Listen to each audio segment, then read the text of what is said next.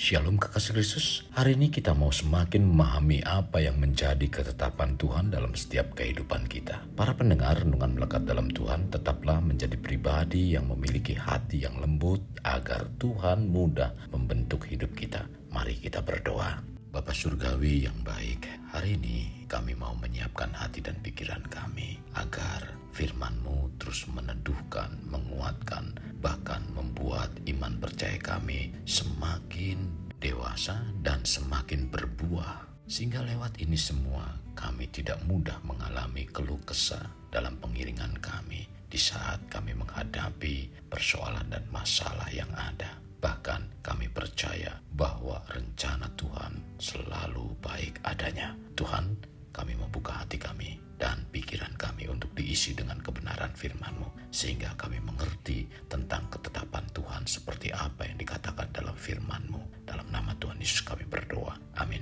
Melekat dalam Tuhan bertema memahami takdir dan nasib edisi pertama. Firman Tuhan terdapat dalam Amsal 19 ayat 21. Banyaklah rancangan di hati manusia, tetapi keputusan Tuhanlah yang terlaksana. Kekasih Kristus, bila kita berbicara tentang ketetapan Tuhan, berbeda dengan apa yang disebut takdir dan nasib. Sesungguhnya ini merupakan isu yang sangat rumit karena bahasan yang tidak diajarkan Alkitab. Takdir biasanya dianggap sebagai sebuah rangkaian peristiwa yang telah diatur sebelumnya di luar kendali manusia. Respon pada umumnya bagi mereka yang percaya pada takdir adalah berserah. Jika kita tidak dapat merubah takdir, maka apa gunanya berupaya? Apapun yang terjadi, terjadi, dan kita tidak dapat melakukan apapun untuk merubahnya. Pengertian atau paham ini bukanlah yang diajarkan Alkitab, tetapi paham ini adalah fatalisme dan bukan pola pikir yang Alkitabiah.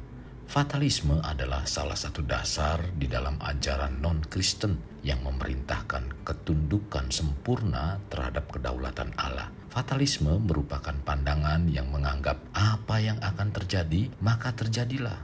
Mereka percaya bahwa semua peristiwa, baik yang di masa lampau, masa kini, masa depan, sudah ditentukan oleh Allah atau kekuatan ilahi lainnya.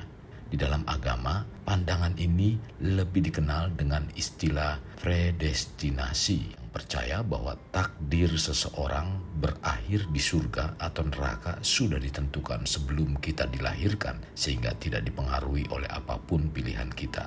Fatalisme secara teologis berusaha menunjukkan adanya kontradiksi logika antara kemahakuasaan Allah dengan kehendak bebas, di mana kehendak bebas diartikan sebagai kemampuan untuk memilih dari opsi-opsi yang ada. Mereka biasa menanyakan pertanyaan sejenis ini. Bisakah Allah yang Maha Kuasa menciptakan batu yang begitu berat hingga Dia sendiri tidak mampu mengangkatnya? Cara berpikir mereka kurang lebih seperti ini. Allah itu Maha Kuasa. Karena Allah Maha Kuasa, maka Allah juga Maha Tahu, sehingga tidak mungkin bisa salah. Karena Allah punya pengetahuan yang tidak terbatas mengenai peristiwa apapun yang akan terjadi besok. Misalnya, kegiatan memotong rumput, maka seseorang terpaksa harus melakukan kegiatan itu. Karena itu, keberadaan kehendak bebas menjadi tidak mungkin, karena manusia tidak punya pilihan lain selain melakukan kegiatan itu. Jika kemudian kita tidak jadi melakukannya, maka Allah bisa dianggap tidak Maha Tahu. Atau jika peristiwa itu memang sudah harus terjadi, maka manusia tidak mungkin memiliki kehendak bebas karena ia tidak bisa memilih. Inilah konsep atau paham fatalisme. Jadi, paham atau konsep fatalisme bukanlah paham yang Alkitabiah. Alkitab mengajarkan bahwa manusia diciptakan dengan kemampuan moral untuk memilih, dan ia juga bertanggung jawab atas pilihan tersebut. Kejatuhan manusia bukanlah sesuatu yang diatur di mana Adam dan Hawa merupakan korban yang tidak berdaya terhadap Allah yang seolah-olah menjadi dalang dari target tersebut. Sebaliknya, Adam dan Hawa mempunyai kemampuan untuk memilih taat, mendapat berkat, atau melanggar dan mendapatkan kutuk sebagai akibatnya. Mereka sudah mengetahui akibat dari pilihan mereka sebelumnya dan mereka dituntut pertanggungjawabannya. Tercatat dalam Kejadian 3. Tentang pertanggungjawaban atas pilihan kita berlanjut di sepanjang Alkitab. Orang yang menabur kecurangan akan menuai bencana. tercatat dalam Amsal 22 ayat 8a. Dalam tiap jerih payah ada keuntungan, tetapi kata-kata belaka mendatangkan kekurangan saja. Amsal 14 ayat 23. Maukah kamu hidup tanpa takut terhadap pemerintah? Perbuatlah apa yang baik dan kamu akan beroleh pujian daripadanya. Roma 13 ayat 3. Seringkali ketika Alkitab membahas nasib, yang sedang ditunjukkan adalah nasib yang didatangkan orang ke atas dirinya. Banyak orang yang hidup sebagai seteru salib Kristus. Kesudahan mereka ialah kebinasaan. Tercatat dalam Filipi 3 ayat 18-19. Inilah jalannya orang-orang yang percaya kepada dirinya sendiri. Ajal orang-orang yang gemar akan perkataannya sendiri. Mazmur 49 ayat 13. Siapa melakukan zina tidak berakal budi. Orang yang berbuat demikian merusak diri. Amsal 6 ayat 32. Mereka dihakimi masing-masing menurut perbuatannya. Wahyu 20 ayat 13. Jadi semua yang terjadi dalam hidup manusia jelaslah itu buah dari benih yang ditanamnya, bukan suatu takdir dan nasib yang telah menjadi ketetapan Tuhan.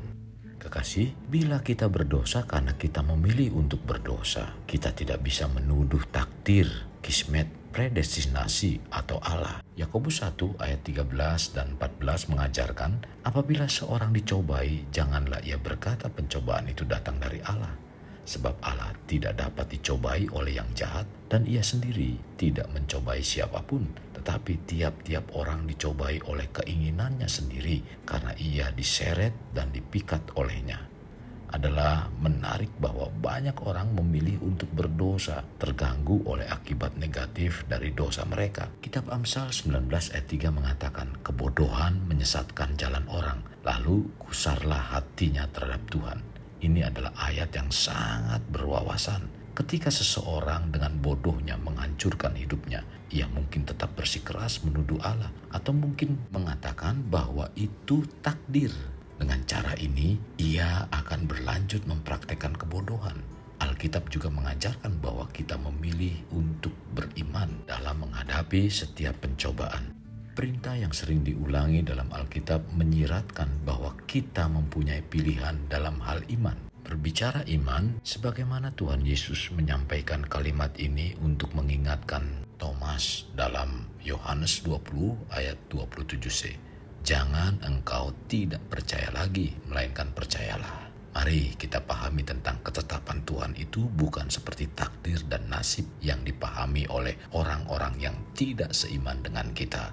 Kekasih Kristus, mari bawa hidup kita menjadi pribadi yang dapat memerdekakan orang dari belenggu kehidupan, layaknya terang yang menerangi kegelapan. Karena itulah yang Tuhan inginkan pada kita sebagai warga kerajaan Allah. Mari kita berdoa.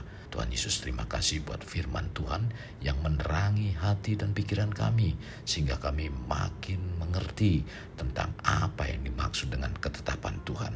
Karena ketetapan Tuhan tidaklah sama dengan takdir dan nasib. Kami bersyukur lewat renungan hari ini kami dibawa mengerti apa yang terjadi dalam kehidupan kami sesungguhnya bukan karena telah ditetapkan Tuhan, melainkan karena kelalaian dan ketidaktaatan kami dalam melakukan kebenaran firman-Mu, sehingga kamilah yang dapat menanggung akibatnya. Atau kalau kami menanam, maka kamilah yang akan menghasilkan buahnya. Itulah yang dimaksud dengan apa yang ada dalam kebenaran firman Tuhan. Kami bersyukur karena firman Tuhan telah mengajarkan semuanya itu. Terima kasih Tuhan, pimpin kami supaya kami tetap taat melakukan apa yang menjadi perintah-Mu, sehingga kami tidak menghasilkan hal-hal yang tidak baik dalam kehidupan kami. Ini doa kami, dalam nama Tuhan Yesus kami berdoa. Amin. Kasih Kristus, mari kita kedahkan kedua tangan kita untuk mengakhiri renungan ini. Terimalah anugerah berkat dari Allah Bapa, kasih sayang daripada Yesus Kristus dan persekutuan dengan Roh Kudus yang memberkati, melindungi, dan menyinari engkau dengan wajah-Nya, serta memberi engkau kasih karunia di mana Tuhan menghadapkan wajah-Nya kepadamu dan memberi engkau damai sejahtera. Tuhan juga mencurahkan berkat secara rohani, berkat secara jasmani, dan berkat secara ekonomi, di mana berkat Abraham, berkat Ishak, berkat Yakub dicurahkan dan dilimpahkan dari saat sekarang sampai Maranatha tiba, dalam nama Tuhan Yesus. Amin. Sampai jumpa di renungan berikutnya. Tuhan Yesus memberkati. Jangan lupa like, share, dan subscribe.